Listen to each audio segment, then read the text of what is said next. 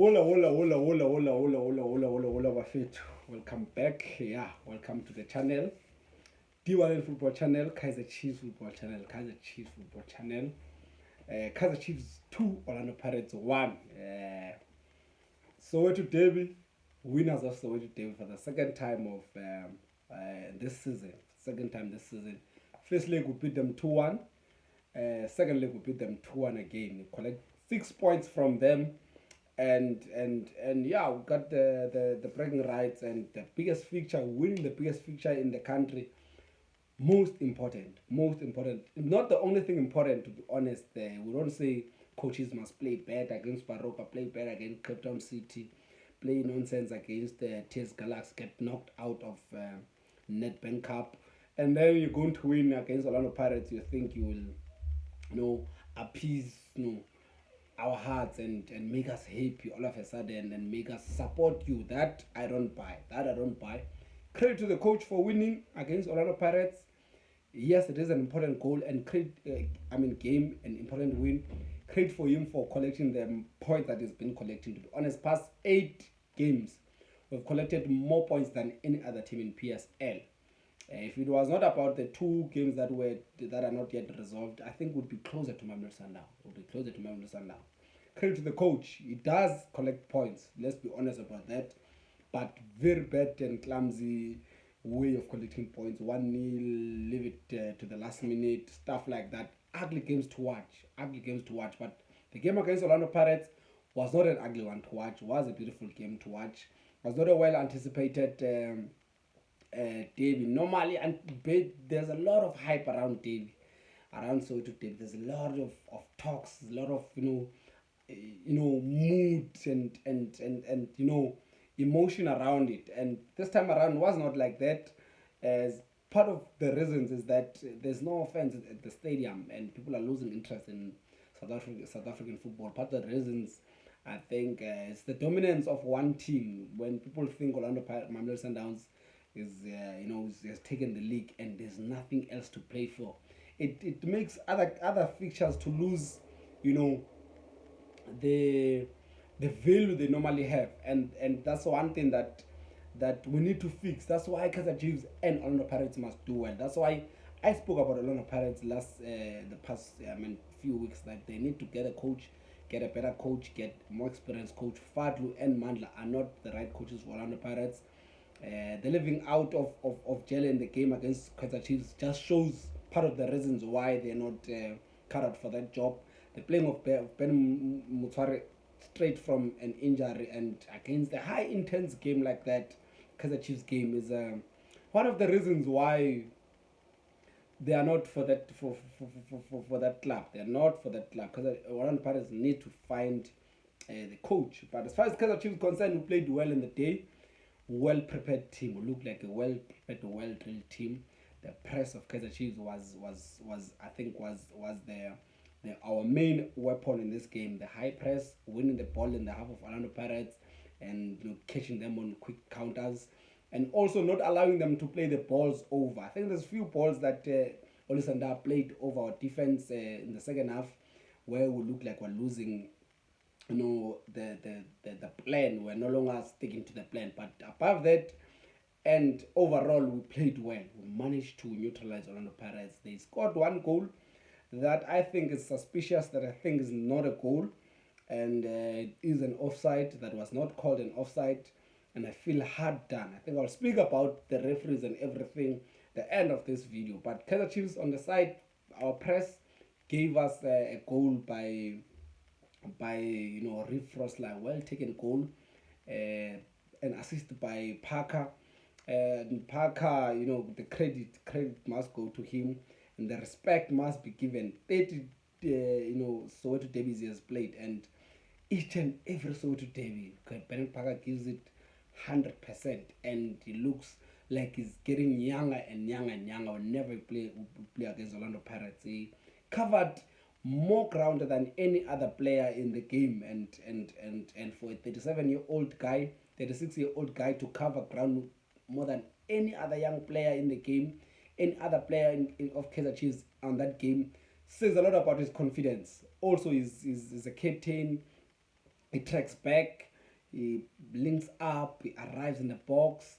He always gives it, an extra effort. I wish a lot of players can learn from him. Manyama played well, cannot blame him. Bloom played very well. Frosler, besides the goal, played well. The usual suspects, Mathoho and Cardoso, they managed to hold their end in this game. You can't blame them that much. There were times where they look like they're being exposed. Lodge was targeting them and stuff like that. But with the assistance from Jabulo Blom, managed to stop Dion Horto and we managed to neutralize them. In the middle of the park also, Ngobo played well defensively. Off the ball, Ngobo was one of the players that assisted Kaizer Chiefs in terms of recovering the ball. Ball recovery is very much important, and it's part of the plan of the main weapons of Stuart Baxter's game. Patrice Zonange played well, ball recovery as well, linking the midfield and the players forward. His passes are always direct. They look forward. Doesn't pass sideways. Patrice Zonanga most of the time. He looks to get that effective pass forward. And if there's no one to pass, he drives the ball. He's not afraid of taking on a man. I think he showed up in this game. Bacchus came in, showed he played well. We only looked to be lacking when Billiard was substituted over an injury, and we look like we're a bit static up front. We don't look fresh up front, man. There were no runs. There were, players were just look like they're confused. When Billiard was taken out, we look like we're confused. But Castro came in, played well until he got an injury. And Schota also, you can see that in his game time. You can see the boy, he has a lot in him.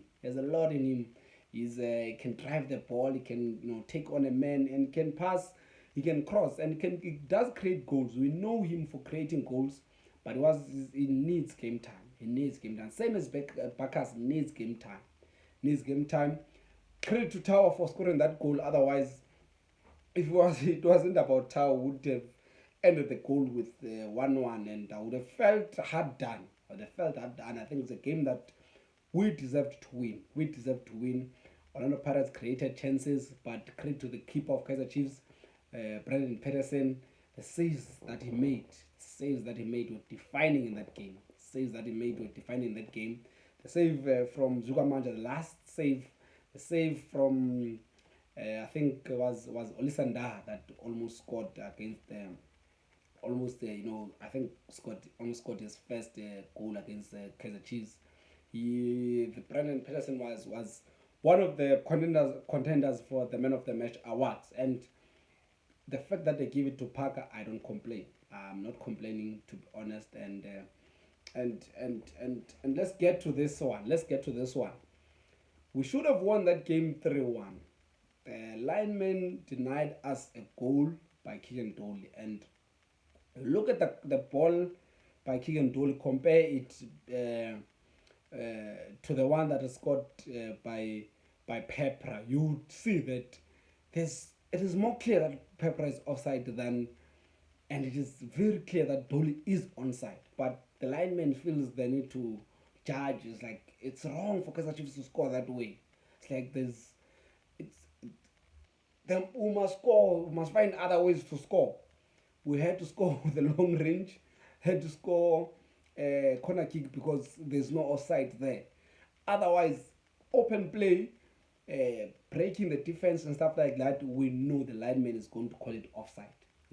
Linesmen were doing this when we played against Baroque, and in many other games that when Kaizer Chiefs plays and when breaks, manage to breach the offside trap, linesmen always see the need to call it and deem it offside. And it looks like it's an agenda against Kaizer Chiefs, and it's one of those things that we always need to call them out. We must call them out.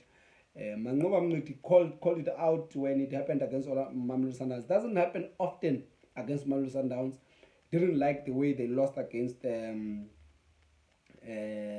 Maritzburg, and was so harsh to the referees and stuff like that. On our side, whenever Kaizer Chiefs gets the wrong calls against us, No one says anything.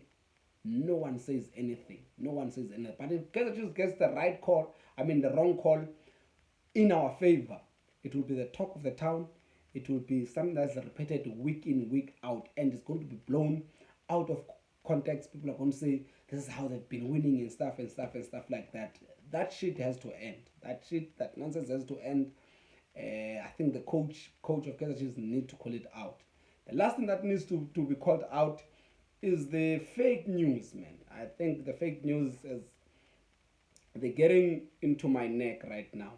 It's either you see it peddled in on YouTube, people just fake news, your clickbait and stuff like that. A lot of stuff like that. Okay, when it comes to Kaizer Chiefs, and you have the news, the people who write the news who say a lot of nonsense. I mean, the incident that happens of Arthur Zwane and the coach Stuart Baxter, it's just a random thing. People are celebrating, everyone is celebrating. When you are celebrating, you won't touch everybody's hand, especially after the goal. And if you watch the game to the end, they actually shake hands. Everyone is united as one team. Kaizer Chiefs is a very professional team. You can't have people pulling in different directions and it is not addressed. That cannot happen. Coach Baxter is a very professional guy. Let's be honest about that. And Coach Zwane is a very professional guy. Very professional guy. That will not happen. That will not happen. For people to be, instead of celebrating this win, people are trying to get something to speak about in Kaizer Chiefs, something bad and stuff like that. They don't want to speak about the fact that Kaizer Chiefs collected more points than any other team in the last 8 games. Kaizer Chiefs is beating teams, and it is the only team that seems to be giving, this whole race, this PSL race, some kind of legitimacy. Because otherwise, Mamlusana is just running with it, and no one wants to speak about the positive things. People want to speak about the wrong things all the time. So it must stop, man. They also wrote about Obrigado Mfundo Villagaz said he's banned from the team. He's now playing for under 15, stuff like that. And the boy played in MDC yesterday on Sunday, scored a goal, a winner for Kaizer Chiefs. And you ask yourself, why would people write nonsense about a young boy, 16-year-old boy, try to drag him on media as young as he is? Trying to destroy people. We live in the times of depression and a lot of stuff, a lot of things. And people still see the need to go for young kids, write nonsense about young kids, peddle lies about young kids. You don't think it destroys them for the sake of selling. It has to be called out. It has to be called out. Really, it has to be called out. It has to come to an end. Kaizer Chiefs had to release a statement about the fake news, because I think they're getting in my nerve. They're getting in everybody's nerve that supports the team and supports and respects the brand. Respect the brand. Write news, report properly. Nothing wrong with that. But clickbait, the nonsense has to stop. Otherwise, I enjoyed the game. I hope all of you enjoyed the game. I would like to hear your thoughts about the game. Dibalin Football Channel, Kaizer Chiefs Football Channel. Football from the fans' perspective. Love and peace.